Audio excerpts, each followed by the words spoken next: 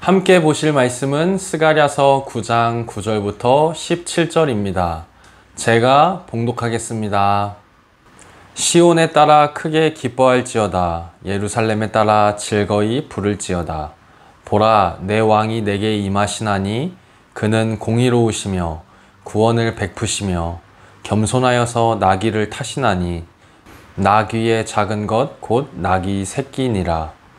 내가 에브라임의 병거와 예루살렘의 말을 끊겠고 전쟁하는 활도 끊으리니 그가 이방 사람에게 화평을 전할 것이요 그의 통치는 바다에서 바다까지 이르고 유브라데 강에서 땅끝까지 이르리라. 또 너로 말할진대 내 언약의 피로 말미암아 내가 내 갇힌 자들을 물 없는 구덩이에서 놓았나니 갇혀 있으나 소망을 품은 자들아 너희는 요새로 돌아올지니라. 내가 오늘도 이르노라. 내가 내게 갑절이나 갚을 것이라. 내가 유다를 당긴 활로 삼고 에브라임을 끼운 화살로 삼았으니 시온아 내가 내 자식들을 일으켜 헬라 자식들을 치게 하며 너를 용사의 칼과 같게 하리라. 여호와께서 그들 위에 나타나사 그들의 화살을 번개같이 쏘아낼 것이며 주 여호와께서 나팔을 불게 하시며 남방 회오리 바람을 타고 가실 것이라. 만군의 여호와께서 그들을 호위하시리니 그들이 원수를 삼키며 물맷돌을 밟을 것이며 그들이 피를 마시고 즐거이 부르기를 술 취한 것 같이 할 것인즉 피가 가득한 동이와도 같고 피 묻은 제단 모퉁이와도 같을 것이라. 이날에 그들의 하나님 여호와께서 그들을 자기 백성의 양떼같이 구원하시리니 그들이 왕관의 보석같이 여호와의 땅에 빛나리로다. 그의 형통함과 그의 아름다움이 어찌 그리 큰지 곡식은 청년을 새 포도주는 처녀를 강건하게 하리라.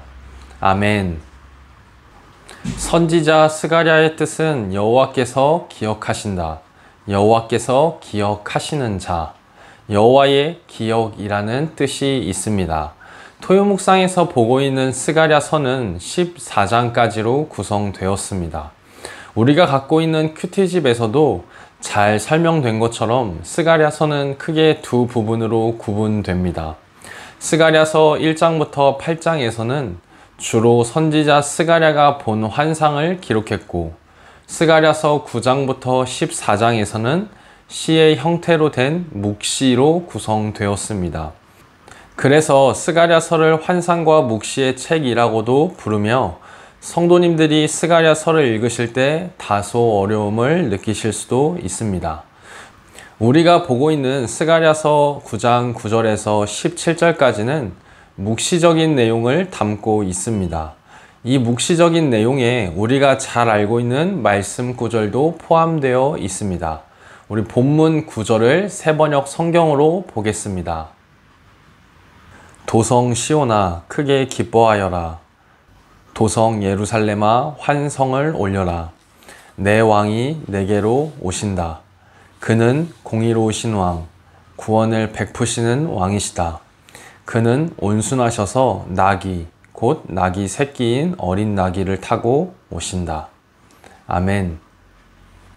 본문 구절을 어느 성경에서 보신 기억이 있으시죠? 본문 구절을 인용하여 사복음서에서 예수님께서 예루살렘으로 입성하시는 모습을 표현했습니다.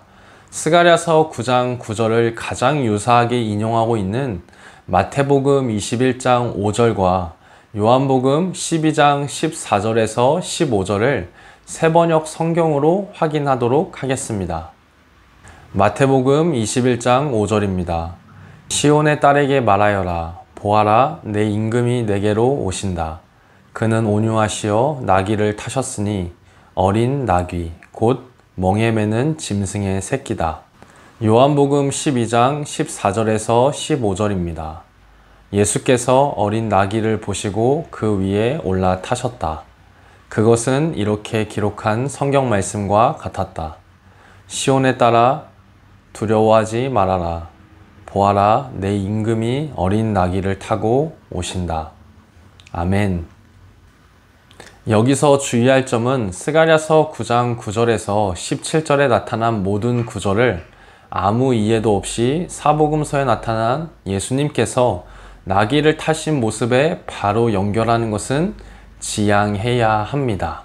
사전 이해가 없이 신약 성경만을 가지고 예수님의 사역을 이해한다면 극히 일부만 가지고 마치 모든 것을 안다고 말하는 것과 다르지 않기에 충분히 구약 성경을 알아야 하며 그 중에서도 스가랴서에 담긴 전체적인 내용을 알고 있어야 주께서 평화의 왕으로 오실 때 일어날 일을 상세하게 알 수 있을 것입니다.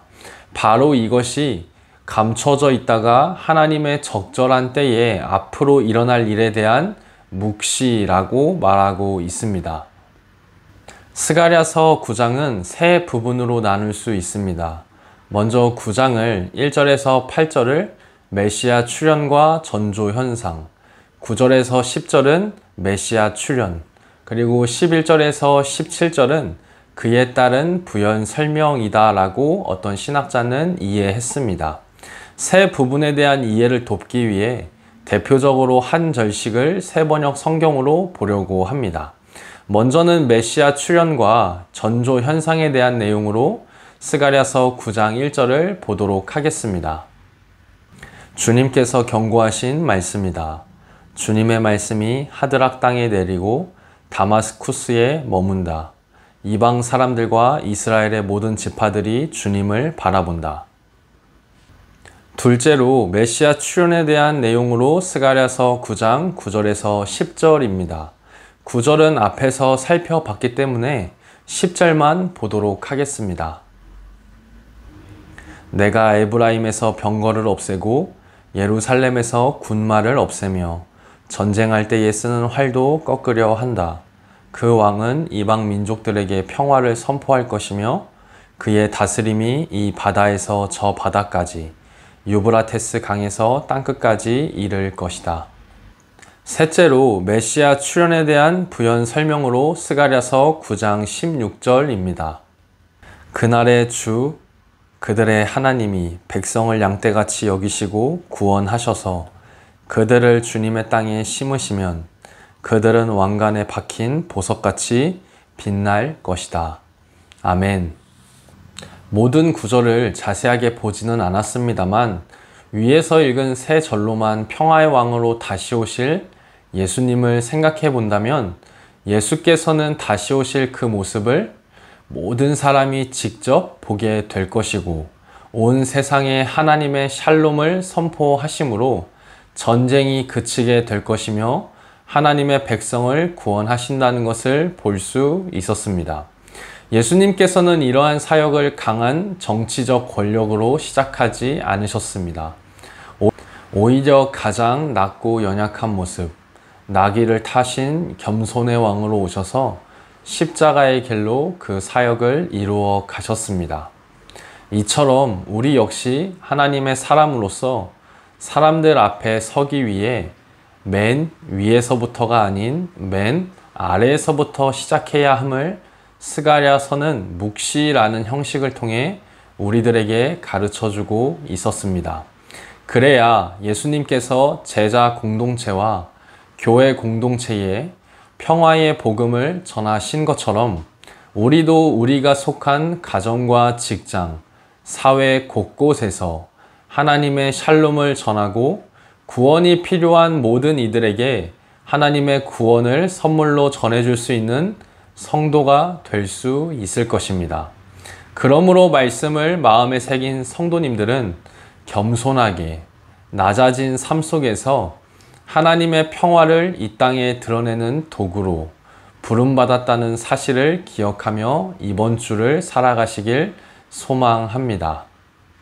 주님, 나귀를 타고 오신 겸손한 평화의 왕 예수님을 마음 깊이 모시게 하셔서 주님처럼 낮은 자리에서 섬기며 어디에서든 주의 평화를 전하는 삶을 살아가게 하옵소서. 스가랴서를 통해 주신 묵시의 말씀을 바르게 깨닫고 일상 속에서 실천할 수 있는 지혜 또한 우리의 삶 위에 더하여 주옵소서. 감사드리며 예수님의 이름으로 기도드립니다. 아멘.